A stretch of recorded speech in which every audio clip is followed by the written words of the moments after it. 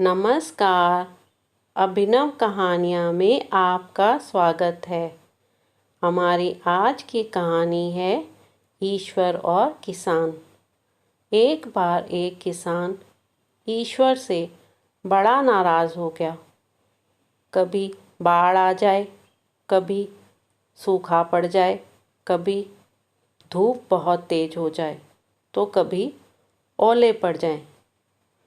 हर बार कुछ ना कुछ कारण से उसकी फसल थोड़ी खराब हो जाए। एक दिन बड़ा तंग आकर उसने परमात्मा से कहा, देखिए प्रभु, आप ईश्वर हैं, लेकिन लगता है आपको खेती बाड़ी की ज़्यादा जानकारी नहीं है। एक प्रार्थना है कि एक साल मुझे मौका दीजिए। जैसा मैं चाहूँ वैसा मौसम हो, फिर आप देखना मैं कैसे अन्न के भंडार भर दूंगा। ईश्वर मुस्कुराए और कहा, ठीक है, जैसा तुम कहोगे वैसा ही मौसम दूंगा, दखल नहीं दूंगा। किसान ने गेहूं की फसल बोई। जब धूप चाही तब धूप मिली, जब पानी चाहा तब पानी मिला। तेज धूप, ओले, बाढ़, आंधी तो उसने आने ही नहीं दिए। समय के साथ फसल बढ़ी और किसान की खुशी भी, क्योंकि ऐसी फसल तो आज तक नहीं हुई थी। किसान ने मन ही मन सोचा, अब पता चलेगा ईश्वर को कि फसल कैसे करते हैं।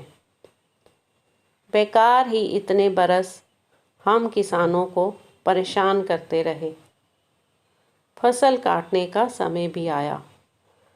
किसान बड़े गर्व से फसल काटने गया, लेकिन जैसे ही फसल काटने लगा, एकदम से छाती पर हाथ रखकर बैठ गया। गेहूं की एक भी बाली के अंदर गेहूं नहीं था। सारी बालियां अंदर से खाली थीं। बड़ा दुखी होकर उसने ईश्वर से कहा, प्रभु, ये क्या हुआ? तब ईश्वर बोले, ये तो होना ही था। तुमने पौधों को संघर्ष का जरा भी मौका नहीं दिया। ना तेज धूप में उनको तपने दिया, ना आंधी ओलों से जूझने दिया।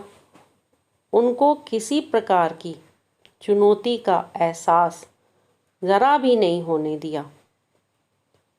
इसीलिए सब पौधे खोखले रह गए।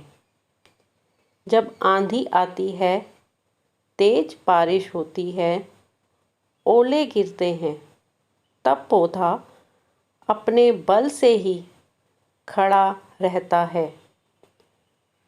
वो अपना अस्तित्व बचाने का संघर्ष करता है, और इस संघर्ष से जो बल पैदा होता है, वो ही उसे शक्ति देता है, ऊर्जा देता है, उसकी जीवटता को उभारता है।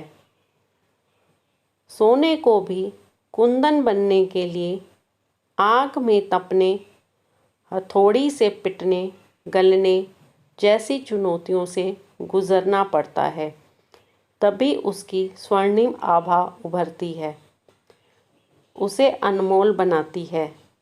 उसी तरह जिंदगी में भी अगर संघर्ष ना हो, चुनौती ना हो, तो आदमी खोखला ही रह जाता है।